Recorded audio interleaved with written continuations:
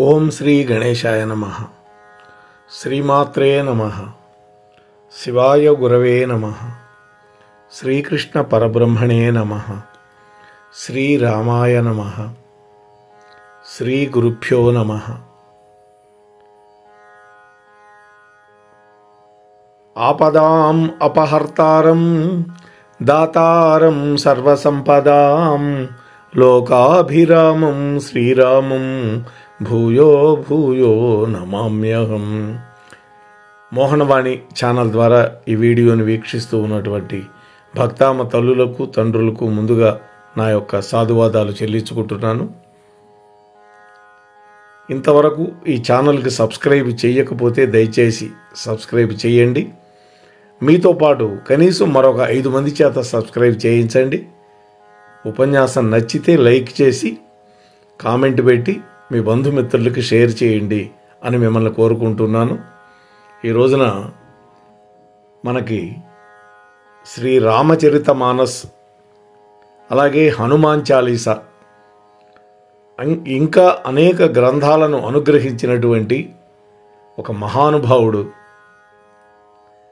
గోస్వామి తులసీదాస్ గారి గురించి కొంచెం సేపు మనం మాట్లాడుకుందాం.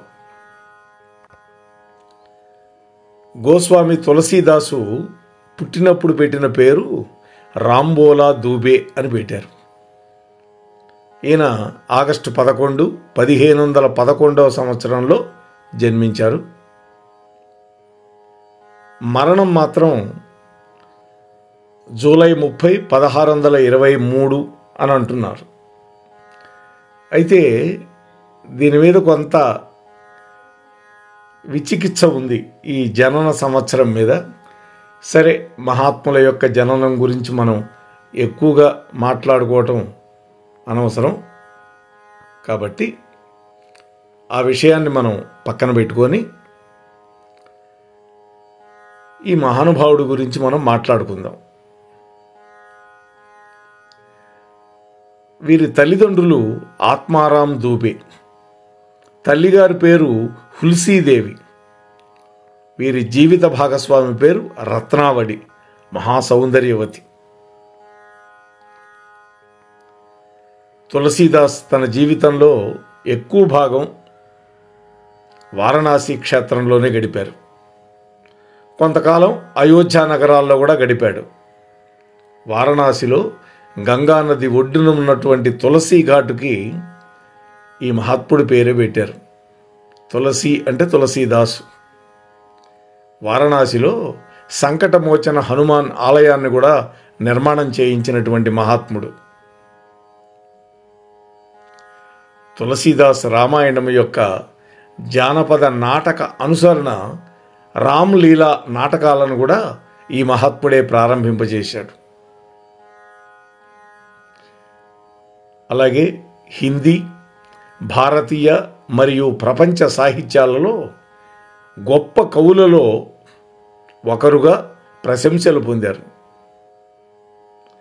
భారతదేశంలో ఉండేటువంటి కళలు, సంస్కృతి మరియు సమాజం మీద తులసీదాస్, ఆయన రాసినటువంటి రచనల ప్రభావం విస్తృతంగా ఉంది.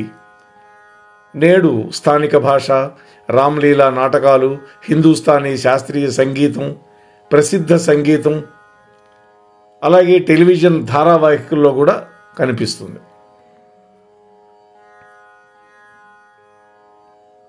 ఇక తులసీదాసు సాక్షాత్తు వాల్మీకి యొక్క అవతారం అని చెప్పుకుంటారు. ఇక్కడ అంటే వాల్మీకి పునర్జన్మ అని నమ్ముతారు ఇక్కడ వాళ్ళు. వేదవ్యాస ప్రణీతమైనటువంటి భవిష్యోత్తర పురాణంలో శివుడు పార్వతీదేవికి హనుమంతుడి నుండి రాముడి యొక్క మహిమను స్థానిక భాషలో పాడమని వరం పొందినటువంటి వాల్మీకి భవిష్యత్తులో కలియుగంలో ఎలా అవతరిస్తాడో కూడా చెప్పాడు. అందులో, ఓ పార్వతి, ఈ వాల్మీకి ఉన్నాడే, ఈయన కలియుగంలో తులసీదాసుగా పుడతాడు. రాముడి యొక్క కథని స్థానిక భాషలో రాస్తాడు అని భవిష్యోత్తర పురాణంలో చెప్పబడినటువంటి మాట.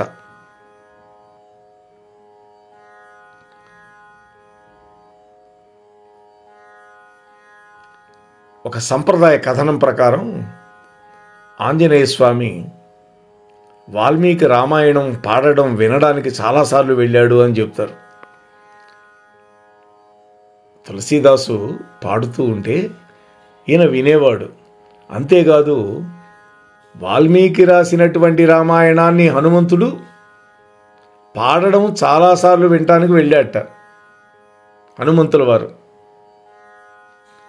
కానీ హనుమంతుడు వానరుడు కావడం వల్ల ఆ ఇతిహాసాన్ని వినడానికి అనర్హుడని వాల్మీకి ఆ అభ్యర్థనను తిరస్కరించాడు అని రాశారు. రావణాసురుడి మీద రాముడు విజయం సాధించిన తర్వాత హనుమంతుడు రాముణ్ణి ఆరాధించడం కొనసాగించడానికి హిమాలయ పర్వతాల్లో ఉందన్నటువంటి గంధమాదన పర్వతానికి వెళ్ళాడు. అక్కడ హనుమ తన గోళ్లను ఉపయోగించి హిమాలయ శిలల మీద చెక్కబడినటువంటి హనుమాన్ నాటకం అనేటువంటి రామాయణం యొక్క ఒక నాటకాన్ని రాశారట హనుమంతుల వారు గోళ్లతోటి రాళ్ల మీద. హనుమంతుడు రాసిన నాటకాన్ని చూసిన వాల్మీకి మహానాటక సౌందర్యం తన సొంత రామాయణాన్ని మరుగుపరుస్తుందని ఊహించాడు. అందులో బ్రహ్మదేవుడు వాల్మీకి వరం ఇచ్చాడుగా, యావత్ స్థాస్యంతి గిరయః సరితశ్చ మహీతలే తావత్ రామాయణ కావ్యం లోకేషు ప్రచరిష్యతి అని బ్రహ్మదేవుడిచ్చాడు. ఆకాశంలో నక్షత్రాలు, గ్రహాలు, తారకలు ఉన్నంతకాలం, ఈ భూమి మీద పర్వతాలు, నదులు ఉన్నంతకాలం నీ రామాయణం ఉంటుందని చెప్పాడు కదా. మరి ఈ హనుమంతుడు రాసినటువంటి రామాయణం కనుక చూస్తే నా రామాయణం ఎవరు చదువుతారు అని ఊహించాడు. అప్పుడు వాల్మీకి యొక్క మానసిక స్థితిని చూసి హనుమంతుడు బాధపడి కీర్తికాంక్ష ఏమాత్రం లేకుండా ఒక నిజమైనటువంటి భక్తుడిగా హనుమంతుల వారు అన్ని రాళ్లను సముద్రంలోకి విసిరిపారేశాడు. వాటిల్లో కొన్ని భాగాలు ఇప్పటికీ లభించినాయి హనుమద్ రామాయణంగా. వాల్మీకిని హనుమంతుడు తులసీదాసుగా జన్మించి స్థానిక భాషలో రామాయణం రాయమని ఆదేశించారు ఆంజనేయ స్వామి. అందువల్ల ఆ వాల్మీకి మహర్షే ఈ విధంగా పుట్టుకొచ్చాడు. సరే, తులసీదాసు యొక్క జనన వృత్తాంతం ఏంటి, దాని గురించి కొంచెం మాట్లాడుకుందాం. తులసీదాసు శ్రావణ మాసం ప్రకాశవంతమైన అర్ధభాగమైనటువంటి శుక్లపక్షంలో సప్తమి రోజు పుట్టాడు. ఏదో మన గ్రెగేరియన్ క్యాలెండర్ ఆ రోజుల్లో ఉండేది. దాని ప్రకారం ఆగస్టు 11, 1511తో సంబంధం ఉన్నది. అతడి యొక్క జన్మస్థలంగా 3 ప్రదేశాలు ప్రస్తావించబడ్డప్పటికీ చాలామంది పండితులు ఆయన జన్మస్థలాన్ని ఉత్తరప్రదేశ్లో ఉండేటువంటి కాస్గంజ్ జిల్లాలో సోరాన్ అని గుర్తించారు. ఇది గంగానది తీరంలో ఉన్న ఒక నగరం. 2012వ సంవత్సరంలో ఈ సోరాన్ని ఉత్తరప్రదేశ్ ప్రభుత్వం అధికారికంగా తులసీదాసు యొక్క జన్మస్థలంగా ప్రకటించింది. ఇందాక మనం చెప్పున్నట్టుగా ఆ మహాత్ముడి యొక్క తల్లిదండ్రులు హుల్సీ, ఆత్మారాం దూబే. వీళ్ళది భరద్వాజ గోత్రం. వీళ్ళని సరయూ పరీన్ బ్రాహ్మణులుగా గుర్తించాయి. అయితే ఈ తులసీదాసు యొక్క జన్మ సంవత్సరాన్ని సర్ జార్జ్ గ్రియర్సన్ అనేటువంటి ఆయన 1568గా పేర్కొన్నాడు. అయితే ఏది ఏమైనప్పటికీ కూడా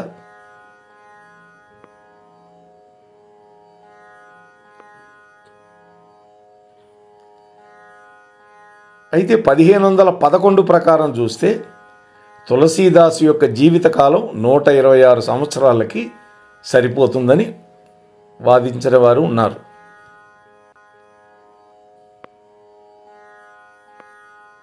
అయితే వారి యొక్క బాల్యం ఎలా గడిచిందో చూద్దాం. తులసీదాసు 12 మాసాలు కడుపులో ఉన్న తర్వాత పుట్టాడని చెప్తారు.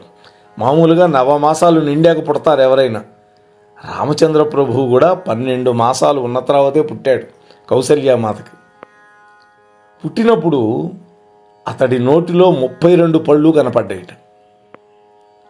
అతడి యొక్క ఆరోగ్యం మరియు రూపం ఎట్లా ఉన్నాయంటే చూసేవాళ్ళకి 5 సంవత్సరాల పిల్లవాడిగా కనపడ్డాడు. అంతేకాదు, పుట్టిన సమయంలో ఏ పిల్లవాడైనా ఏడుస్తాడు. పిల్లవాడు ఏడవకపోతే తల్లిదండ్రులు ఏడుస్తారు. తల్లిదండ్రులు నవ్వుతారు పిల్లాడు ఏడుస్తుంటే. ఎందుకని? ప్రాణం ఉన్నవాడే కదా ఏడిచేది. కానీ తులసీదాసు పుట్టినప్పుడు ఏడవల. బదులుగా రామ రామ రామ అంటూ పలికాడని కొంతమంది చరిత్రకారులు చెబుతున్నారు. అందువల్ల అతడికి రాంబోలా అని పేరుతో పిలిచారు. అంటే అక్షరాల రాముడి యొక్క నామాన్ని పలికాడు, అందుకని ఆ పేరు పెట్టారు, రాంబోలా దూబే. తులసీదాసు స్వయంగా ఈ మాట ఆయన కూడా పేర్కొన్నాడు.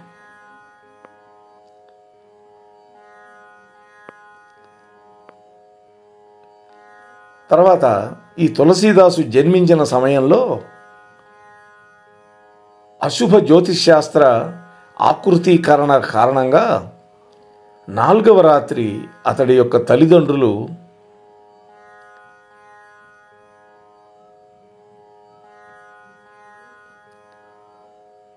ఈ పిల్లవాడిని విడిచిపెట్టి వెళ్ళిపోయారట.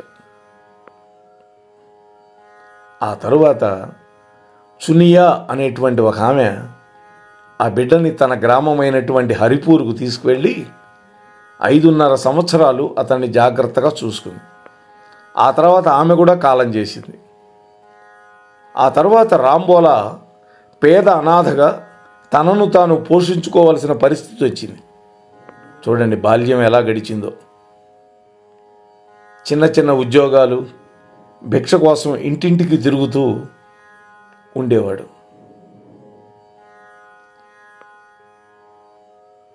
ఒకసారి పార్వతీమాత ఒక బ్రాహ్మణ స్త్రీ రూపాన్ని ధరించి వచ్చి ప్రతిరోజు ఈ రాంబోలా కోసం వెతుకుతూ ఉందని అక్కడ వాళ్ళు చెబుతారు. ఆ తరువాత అనంతాచార్యుడి యొక్క శిష్యుడు ఈ రాంబోలాకి తులసీదాస్ అనేటువంటి కొత్త పేరుతోటి దీక్ష ఇచ్చారు. తులసీదాస్ తన గురువుతో మొదటి సమావేశంలో జరిగిన సంభాషణని ఒక పత్రికలో వివరించాడు.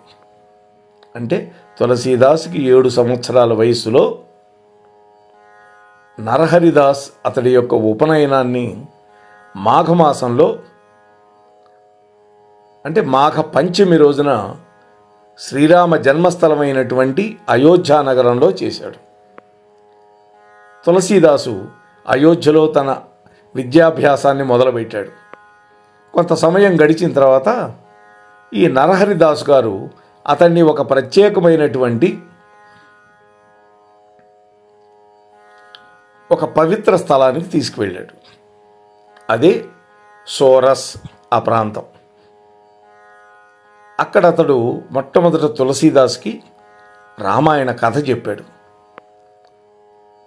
దీనిని తులసీదాసు తన యొక్క రామచరిత మానసులో అవతారికలో చెప్పాడు. ఏమని చెప్పాడు? ఆ సోరేన్ అనేది ఆది వరాహ క్షేత్రంగా చెప్తారు. అంటే విష్ణుమూర్తి వరాహ అవతారం దాల్చి తిరిగినటువంటి ప్రదేశం అని. ఆ సోరస్సులో నా గురువు నుండి రామాయణ కథ విన్నాను.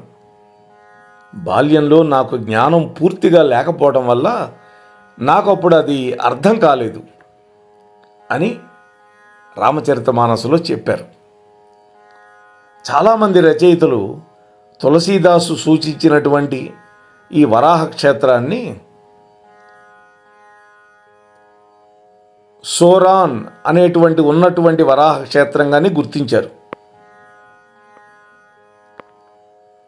తులసీదాసు వారణాసి పవిత్ర నగరానికి వచ్చి ఆ తర్వాత పంచగంగా ఘాట్లో ఉన్నటువంటి గురువు శేష సనాతన్ నుండి 15-16 సంవత్సరాల కాలంలో సంస్కృత వ్యాకరణం, 4 వేదాలు, 6 వేదాంగాలు, జ్యోతిష్యం, అలాగే హిందూ తత్వశాస్త్రం ఇవన్నీ కూడా అభ్యాసం చేశాడు కాశీనగరంలో.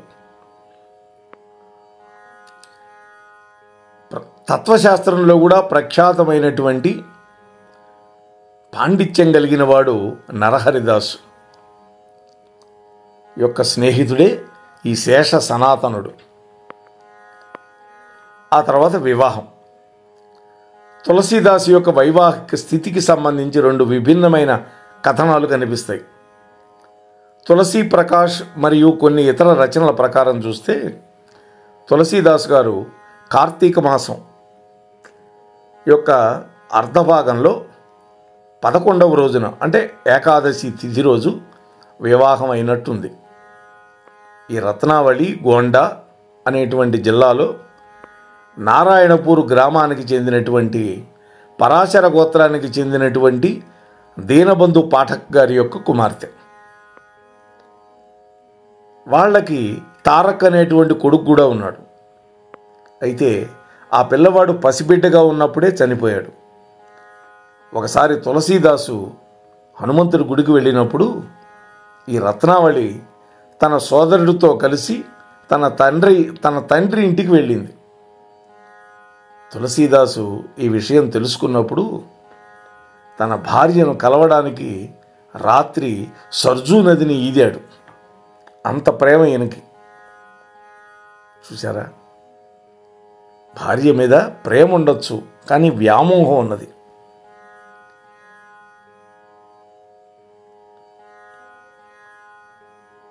అయితే భార్యను కలవడానికి అర్ధరాత్రి పూట వరదలతో ఉత్తుంగ తరంగాలతో ప్రవహిస్తున్నటువంటి సర్జూ నదిని ఈదాడు. అలా వచ్చినటువంటి భర్తని మందలించింది రత్నావళి. అంతేకాదు, ఈ తులసీదాసు తన రక్త మాంసాలతో కూడిన శరీరానికి అంకిత భావంతో ఉన్నందువల్ల సగం దేవుడికి అంకిత భావంతో ఉంటే అతడికి విముక్తి లభించేదనేది కూడా వ్యాఖ్యానించింది.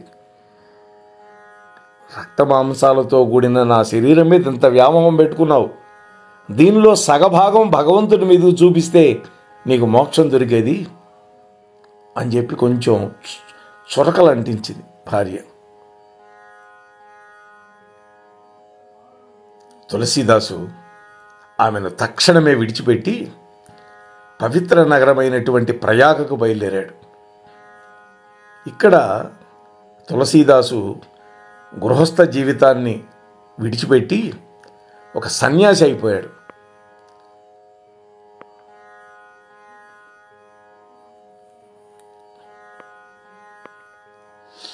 వారి తర్వాత యొక్క జీవితం ఏం జరిగిందో చూద్దాం. భార్యని ఆ విధంగా త్యాగం చేసి సన్యాసి అయినటువంటి తులసీదాసు తన ఎక్కువ సమయాన్ని వారణాసిలో, ప్రయాగలో, అయోధ్య, చిత్రకూటాలలో గడిపాడు. కానీ దగ్గరలో సుదూర ప్రాంతాలను కూడా సందర్శించాడు. దగ్గర ప్రాంతాలు చూశాడు, సుదూర ప్రాంతాలు దర్శించాడు. భారతదేశం అంతటా అనేక ప్రదేశాలకు ప్రయాణించాడు. అనేక మంది వ్యక్తులతోటి కలిశాడు, వాళ్ళతో కలిసి అధ్యయనం చేశాడు, సాధు సంతువులని కలుసుకున్నాడు, ధ్యానం చేశాడు.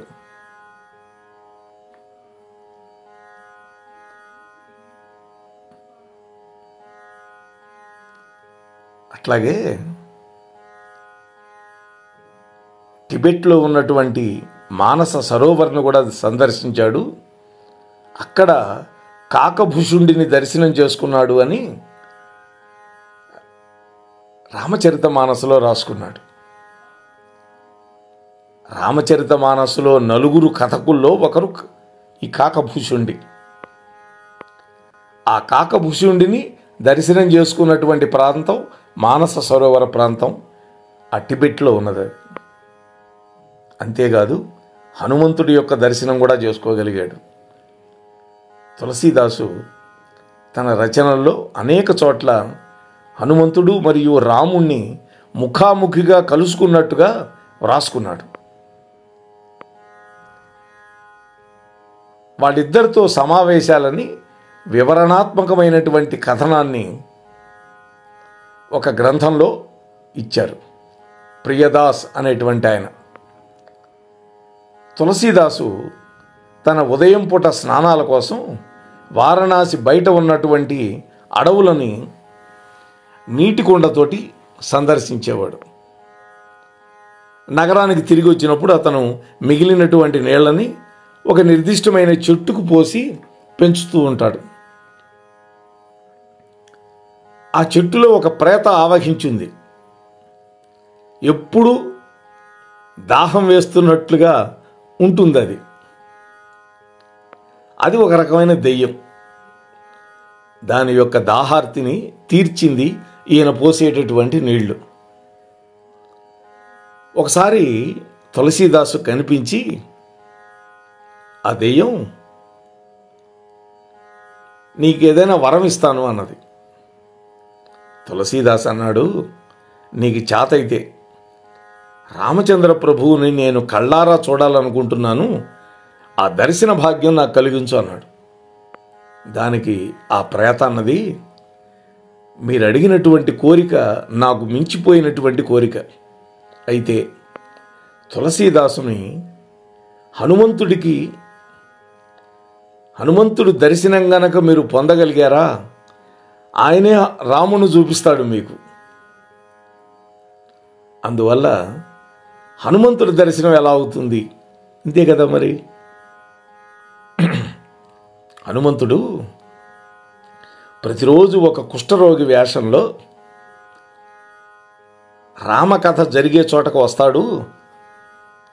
కాబట్టి ఓ తులసీదాసు, నువ్వు రామకథ చెబుతూ ఉండు, నీ కథ వినటానికి వస్తాడు ఆయన. తన నిజ రూపంతో రాడు, ఆయన వచ్చేది ఒక కుష్ఠరోగి రూపంలో వస్తాడు.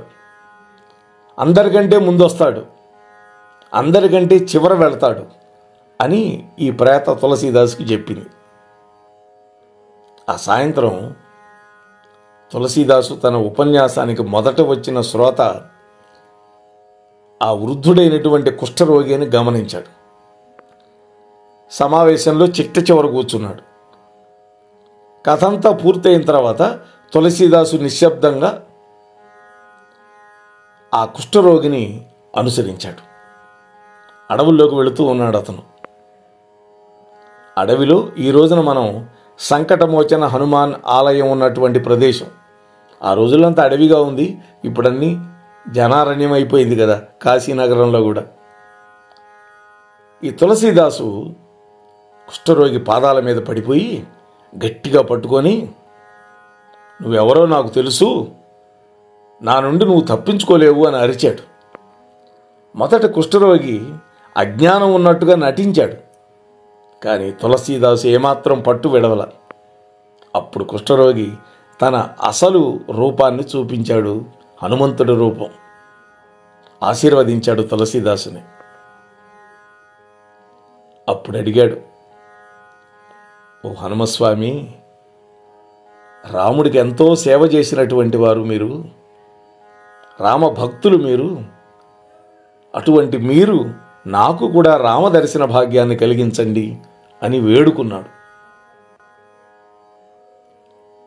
అప్పుడు హనుమంతుడు చిత్రకూటానికి వెళ్ళి రాముణ్ణి తన కళ్ళతో దర్శించినటువంటి ప్రదేశం ఎక్కడ ఉందో అవన్నీ చూపించాడు. ఈ తులసీదాసుని తీసుకెళ్ళి రామచరితమానస్ ప్రారంభంలో ఈ తులసీదాసు ఒక నిర్దిష్టమైనటువంటి ప్రేతకి నమస్కరించి అతన్ని అనుగ్రహాన్ని కోరినట్టు మనం చెప్పుకున్నాం. రామచరితమానస్లో రాశాడు ఇదంతా ఆయన. మరి రామదర్శనం ఎలా ఇప్పించాడో చూద్దాం. ఈ ప్రియదాసు అనేటువంటి ఆయన రాసినటువంటి కథ ప్రకారం తులసీదాసు హనుమంతుడి యొక్క సూచనలు పాటించి చిత్రకూటంలో రామ్ ఘాట్లో ఒక ఆశ్రమంలో నివసించడం మొదలుపెట్టాడు. హనుమంతుడు చెప్పాడు, నాయనా, చిత్రకూటంలో రాముడు చాలా కాలం ఉన్నాడు, నువ్వు అక్కడికి వెళ్ళు. ఆ ప్రాంతానికి తీసుకెళ్ళి చూపించాడు కదా. అక్కడ ఒక ఆశ్రమం ఏర్పాటు చేసుకొని అక్కడే ఉండడం మొదలుపెట్టాడు. ఒకరోజు తులసీదాసు కామద్గిరి పర్వతాన్ని పరిక్రమణ చేయటానికి వెళ్ళాడు. ఆ రోజుల్లోనే ఉంది పర్వతాలకి పరిక్రమణ చేయటం. ఆకుపచ్చని వస్త్రాలు ధరించినటువంటి ఇద్దరు యువరాజులు, ఒకళ్ళు నల్లగా ఉన్నారు, మరొకళ్ళు బంగారపు వన్నెలో గుర్రాల మీద వెళుతూ ఉంటే చూశాడు. వాళ్ళెవరో మీకు ఈ పాటకు అర్థమై ఉంటుంది. నల్లటివాడు రాముడు, బంగారపు వన్నెలో ఉండేవాడు లక్ష్మయ్య. తులసీదాసు ఆ దృశ్యాన్ని చూసి ముగ్ధుడైపోయాడు. అయితే వాళ్ళను గుర్తుపట్టలేకపోయాడు. అయితే వాళ్ళ పైనుండి తన కళ్ళని తొలగించుకున్నాడు ప్రయత్నపూర్వకంగా. ఆ తర్వాత హనుమంతుడు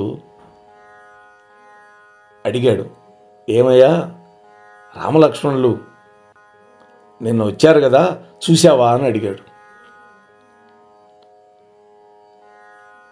అవునండి, ఇద్దరు వచ్చారు, ఒక నల్లట ఆయన, ఒక బంగారపు వన్నె ఆయన, ఇద్దరు గుర్రాల మీద వెళుతున్నారు అన్నాడు. వాళ్ళేనయ్యా రామలక్ష్మణులు అనేసరికి తులసీదాసు నిరాశ చెందాడు, పశ్చాత్తాపడ్డాడు. మొదటి రోజు ఉదయం మరొక్కసారి రాముణ్ణి చూస్తావు అని హనుమంతుడు హామీ ఇచ్చాడు.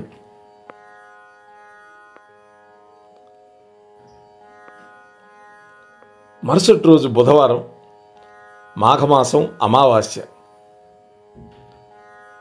ఆ రోజు రాముడు మళ్ళీ తులసీదాసుకి ఒక బాలుడిగా కనపడ్డాడు. ఈసారి తులసీదాసు గంధపు చెక్కను తయారు చేసి గంధం చెక్కతోటి గంధం తీస్తున్నాడు.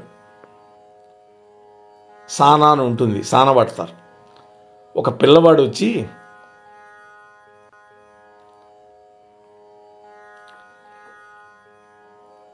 కాస్త గంధం ఇవ్వండి, బొట్టు పెట్టుకోవాలి అన్నాడు. ఈసారి హనుమంతుడు తులసీదాసుకు సూచన ఇచ్చాడు. అందువల్ల గతంలో గుర్రాల మీద వచ్చిన వాళ్ళని గుర్తుపట్టలేకపోయాడు. ఇప్పుడు అందమైన బాలుడి రూపంలో వచ్చి కాస్త గంధం ఇవ్వు బొట్టు పెట్టుకోవడానికి అని అడిగాడు కదా. అప్పుడు తులసీదాస్ చెప్పిన సూచన గుర్తొచ్చింది. ఈ వచ్చినవాడు రాముడు.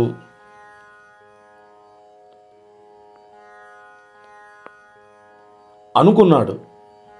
ఇంతలోనే రాముడు, ఆ పిల్లవాడు గంధపు చెక్కను తీసుకొని అదృశ్యమయ్యే ముందు తన నుదిటి మీద, తులసీదాసు యొక్క నుదిటి మీద తిలకం దిద్దాడు. ఈ అద్భుతమైన ఘటన ఆ తులసీదాసు యొక్క కుటీరంలో జరిగింది.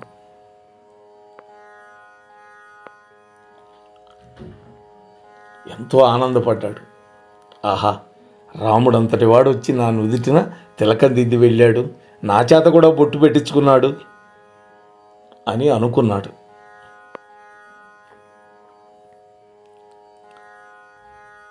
ఆ తర్వాత తులసీదాసు చిత్రకూట పర్వతం నుంచి ప్రయాగ్కు బయలుదేరి వెళ్ళాడు. అక్కడ జనవరిలో జరిగేటటువంటి మాఘమేళ జరుగుతుంది, అక్కడ బస చేశాడు. ఆ మేళా ముగిసినటువంటి 6 రోజుల తర్వాత ఒక మర్రి చెట్టు కింద యాజ్ఞవల్క్యుడు, భరద్వాజుడు, ఈ ఋషుల ఇద్దరి యొక్క దర్శనం అయింది.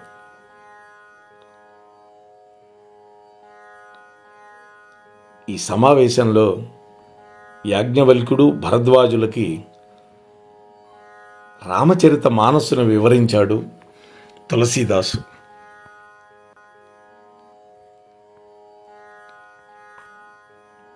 ఇంకా తులసీదాసు యొక్క చరిత్ర ఎంతో ఉంది. రేపటి రోజు కలుసుకొని మరిన్ని విషయాలు ముచ్చటించుకునే ప్రయత్నం చేద్దాం. అంతవరకు స్వస్తి. మోహన్వాణి తెలుగు పోడ్కాస్ట్ వింటున్న శ్రోతలందరికీ హృదయపూర్వక ధన్యవాదాలు. వినండి, వినిపించండి, వింటూనే ఉండండి. మోహన్వాణి తెలుగు పోడ్కాస్ట్ మీరు వింటున్నారు. మోహనవాణి. మా కార్యక్రమాలు మీకు నచ్చితే ఇప్పటివరకు మా ఛానల్కి సబ్స్క్రైబ్ చేసుకోకపోతే వెంటనే ఈ క్షణమే సబ్స్క్రైబ్ చేసుకుని ఆ పక్క నుండే బెల్ బటన్ని మ్రోగించి అందరికీ షేర్ చేసి మీ విలువైన కామెంట్ను కూడా చేసి మమ్మల్ని ప్రోత్సహిస్తారని కోరుతున్నాను.